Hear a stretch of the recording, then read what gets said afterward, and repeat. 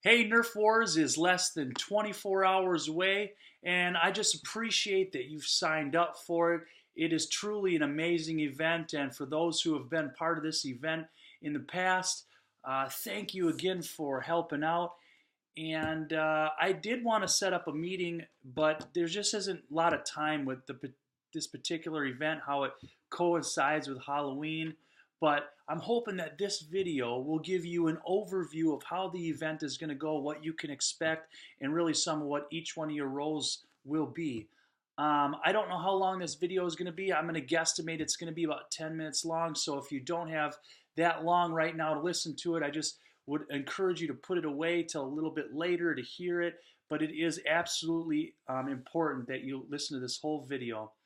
What I'm going to do is I'm going to talk about the goals of this event and some of the expectations. We're going to go over the schedule a little bit and everybody's roles within that schedule. And we're going to talk about, I'm going to show you the layout of the place for those of you who haven't been there before. You'll get to kind of see a map of what it is and how that really, it'll just help your mind visualize how things are going to happen there. So first of all, I just want to say that we have three main goals during this event, and none of them necessarily are more important than each other, but they all kind of coincide. And of course, goal number one is that kids are going to have a fun time. I mean, they are going to have a fun time, but there are certainly things inside the event that might not make it as fun for some kids. We want every kid in here to walk away having a blast. And those things could be something simple as kids are ganging up on them, or their gun isn't working properly, and just different things that you might notice if you're involved with the kids in the event and around them that you might be able to take care of to help them have a fun time. We do have extra guns, so if a gun breaks or something like that, we should have at least some. We have about 15 extra guns. So the second thing is another most important thing, or more important thing, is that kids are safe. Now, we ask that the kids wear eye goggles during the event, but that doesn't necessarily mean that they are going to be safe. As you know, kids, if you have them or been around them, and I'm sure you have, kids tend to fight, they do things, so we just want to keep an eye out for anything that is going to not be safe for the kids. We do have a security person, Todd Wise, and he's going to be freely roaming throughout the event, kind of looking for things. And we'll kind of go over a set of rules in a little while for the kids and what to do if they break these rules. So moving on. It's not the most important thing, but one thing we need to walk away in this event with as a church is that we have an excellent impression on the community. And the two previous goals that we just talked about will do just that. They will give an excellent impression.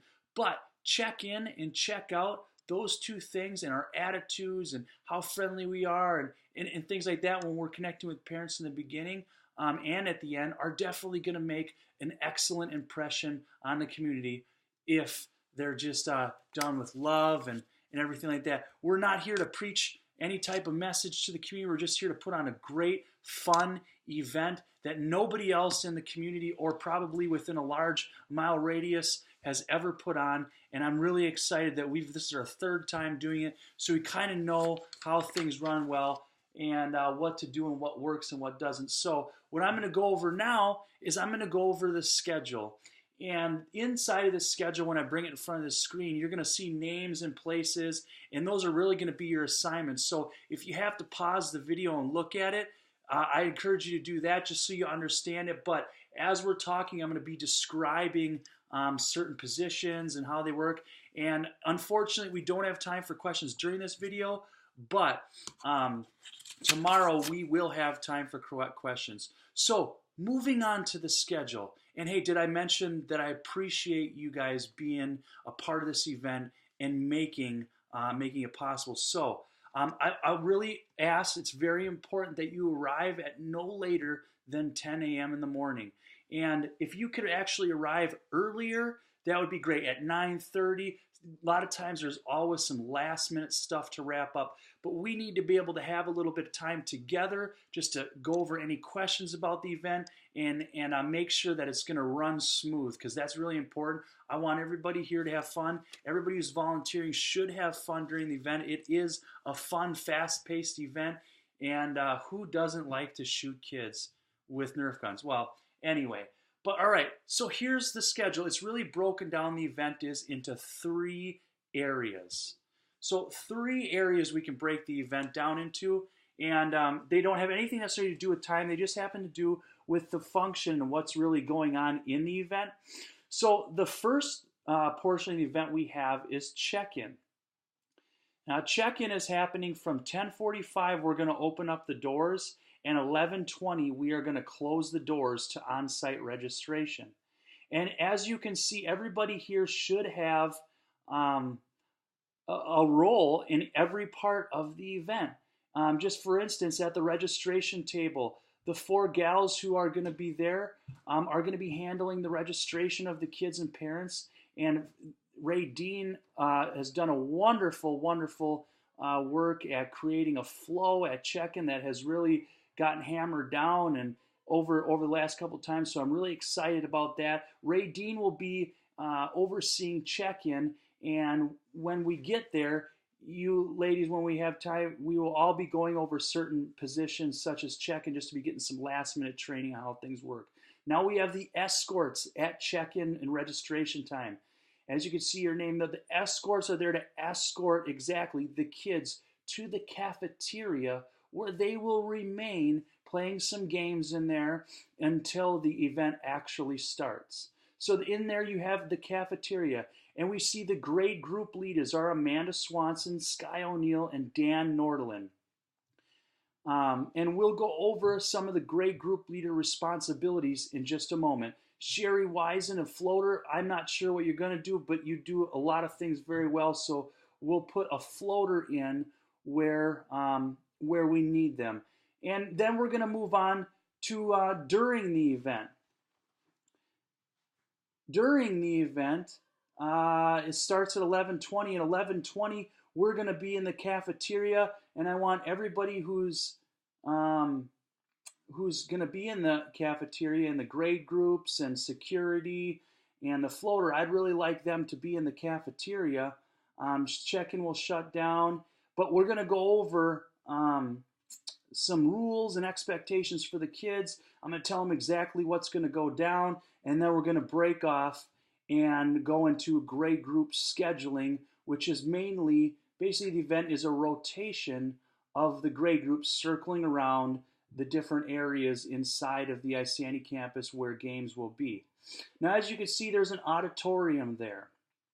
And the auditorium is going to have a multi-purpose this year, different from last times, is that they're going to be food and stage games all within the same timing. And so this is a unique aspect, because not all the time will somebody be needing to deal with food, and not all the time will somebody be needing to deal with stage games. So I'm encouraging you guys to work as a team, but Beth is the lead stage game person, and Barb is the lead for the food area. So kids will be coming in, they'll be serving food and eating on the floor, and then after everybody is done eating, kids are going to be ushered into the seats that are inside of the auditorium for stage games. So I would expect probably 40 minutes of stage games. Kids will wolf down a couple hot dogs and some chips, and we should have 30 to 40 minutes for some messy stage games. It's really going to be a fun time. But in between those times when kids are coming in there, they're going to be re-prepping food, re-prepping stage games. Those are definitely going to be pretty intense as to the preparation. You see a floater there. Now, and we'll get more in depth into this during the event type of schedule. It's at the bottom of this piece of paper, which I'll show you in just a second. Checkout is 2:45 to, well, whenever most of the kids leave, and hopefully a little bit of cleanup after that. But we see people back at the registration tables. Escorts are in there. There are the grade group leaders in the cafeteria, and there are folks that are going to be cleaning up different portions of the event as well. One thing to note here is that Radine and the team has done a wonderful work again by creating a checkout system. We're hoping it's even smoother than it was last time. Basically, what happens is that when the kid comes in, they're assigned a number. The number is written on their hand, written on their registration form, and then written on a piece of paper that's taped to their gun. So we all don't have any problems with theft or missing things. Everybody leaves with what they came with, and then we can match the parent up to the number of the child. So what happens is kids come or parents come in to get their kid, give them the number, the name is found and written on a piece of paper, and an escort will run to the auditorium or walk very slowly, and they're going to hand the announcer, which is probably going to be me or Sky, and they're going to announce names to the kids in there. And then they will come when a grouping of kids comes with that escort's tag ticket filled. They'll go be escorted back out to get in the line to go get checked out, and the parents will be taking them away. In the cafeteria during this time, we're going to try to have a movie on a small TV. We have in the past had grade groups broken up, but we unfortunately can't do it this time. And if all else fails, we'll be having grade group games in corners. But I think we're going to really focus on getting them to sit down and watch a movie. It's really important that they can hear the names being called. This is a time where chaos can happen, and we have to do what we can to make sure that it doesn't happen for those in the cafeteria. I'm hoping that there are going to be some more people involved than just what you see on here. Unfortunately, there's not, but hey, if everybody works together, if everybody does what they need to be doing, then I think I have high hopes for this event that we're going to be able to reach our goals, which are the kids going to have fun, they're going to be safe, and we're going to have a wonderful impression on the community.